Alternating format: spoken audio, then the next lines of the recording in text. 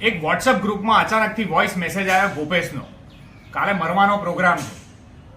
જેમ જેમ બધા મિત્રોએ મેસેજ સાંભળ્યો એમ બધા ચોંકી ઉઠ્યા અને જે ખાસ મિત્રો હતા 3 કે 4 ગ્રુપમાં એ ગોપાના ઘરે પહોંચી ગયા.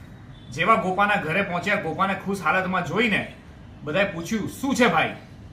ગોપાએ કીધું, અરે મરવાનો પ્રોગ્રામ તો કાલે હતો, તમે આજે જ કેમ આવી ગયા? એની વાઈફને કીધું, બહુ દિવસ આ મિત્રો મારા ઘરે આવ્યા છે, ચાલ ફટાફટ ગરમ ભજીયા બનાવ ને ચા બનાવ. બધા મિત્રો પહેલા શક થઈ ગયા, બોલે આપણે બધા બુદ્ધુ બની ગયા. ગોપો તો મસ્તીમાં ફરે છે અને આપણે આવી ગયા.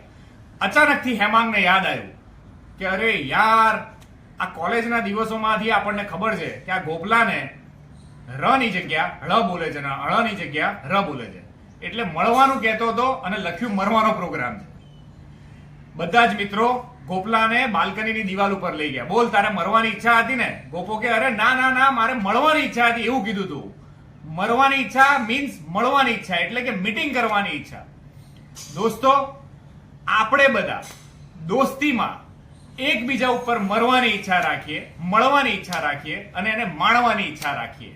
આ હોય છે દોસ્તી. 50 વર્ષના લગભગ બધા જ મિત્રો હતા, કોલેજના ટાઈમથી મિત્રો હતા. 1 વર્ષથી ગ્રુપમાં કોઈ એકબીજાને મળવાનો ટાઈમ નતો, હાલચાલ પૂછવાનો ટાઈમ નતો, પણ છતાંય દોસ્તી જ એક દોસ્તનો મેસેજ સાંભળ્યો અને ખાસ મિત્રો ભેગા થઈ ગયા, पार्टी करी અને मौज माणी.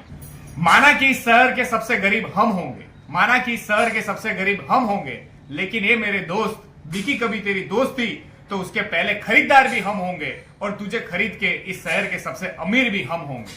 दोस्तों, wish you happy friendship day to all of you. दोस्त जैसी कोई चीज नहीं और दोस्त हो तो जिंदगी जैसी कोई चीज नहीं. Thank you. अनस्टॉपेबल.